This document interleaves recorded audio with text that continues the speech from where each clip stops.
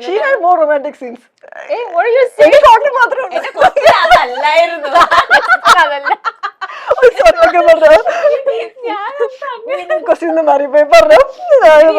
ഇവരെന്നെ എനിക്ക് ക്വസ്റ്റ്യൻസ് ഇങ്ങോട്ടേക്ക് ഞാൻ പറഞ്ഞല്ലേ, ഞാൻ മിണ്ടാണ്ടിരിക്കണമെന്നല്ല, ഞാൻ ഡീസന്റ് ആയിട്ട് തന്നെ ഇവിടെ ഇരിക്കുന്നതല്ല. നോർമലി ഇപ്പൊ തട്ടത്തിൻ മറയത്ത് പോലത്തെ അത്രയും ഇപ്പൊ ഹൃദയം എടുത്ത് നോക്കുകയാണെങ്കിൽ എല്ലാം ഒരു ലവ് ബേസ്ഡ് സ്റ്റോറീസ് വ്യത്യസ്തമായിട്ടാണ്. കാരണം ഒരു എന്താ പറയാ, എല്ലാരും പറയാം തിരയായിട്ട് നമുക്ക് ഒരു ത്രില്ലർ മോഡായിട്ട് കാണാം. അത് ട്രെയിലർ ഇറങ്ങിയപ്പോഴാണ് നമ്മൾ അതിന് പകരം ഇങ്ങനെ കേട്ടിട്ടുള്ളൂല്ലോ വിനീതേട്ടന്റെ അടുത്ത മൂവി. അപ്പൊ വി ആർ എക്സ്പെക്ടിങ് ഇതുപോലെ ഒരു ലവ് സ്റ്റോറി ആയിരിക്കും. അങ്ങനെയൊക്കെ പറയുമ്പോ പെട്ടെന്ന് ഇതൊക്കെ കണ്ട് തിയേറ്ററിൽ ഇരുന്ന് കണ്ടപ്പോ ഇത് വിനീതേട്ടൻ തന്നെയാണ് ഡയറക്ട് ചെയ്തത്. നമുക്കൊരു തൊട്ടുപിന്നെ വർഷങ്ങൾക്ക് ശേഷം എടുത്ത് കഴിഞ്ഞിട്ട് ഇരിക്കുന്ന ഒരു വ്യക്തിയാണ്. അപ്പം ആ ഒരു ഷിഫ്റ്റ് എന്ന് വെച്ചാൽ വിനീതേട്ടൻ തന്നെ പറഞ്ഞു എനിക്ക് അങ്ങനെ ഒരു ഷിഫ്റ്റ് വേണമെന്ന് ആഗ്രഹിക്കുന്നു, എല്ലാവരും എന്നെ ആ ഒരു ബേസ് ഇതെടുക്കാൻ. അപ്പൊ നിങ്ങൾക്ക് എങ്ങനെയായിരുന്നു ഒരു ഇൻ ഹൗസിൽ ഇങ്ങനെ സംസാരം ഉണ്ടാവും, ഇത് ഓഡിയൻസ് ഒരു ത്രില്ലർ മൂവി ആയിരിക്കും എക്സ്പെക്ട് ചെയ്യുന്നത്, അങ്ങനത്തെ എന്തെങ്കിലുമൊക്കെ സംസാരം വന്നിരുന്നു?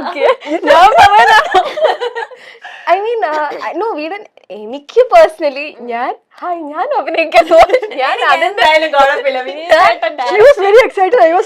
ഞാൻ അത് ഭയങ്കര എക്സൈറ്റഡ് ആയിരുന്നു. ക്യാമറയുടെ മുമ്പിൽ കുറെ നാൾക്ക് ശേഷം എത്തുന്നു. എന്റെ മനസ്സിൽ അത് മാത്രമായിരുന്നു.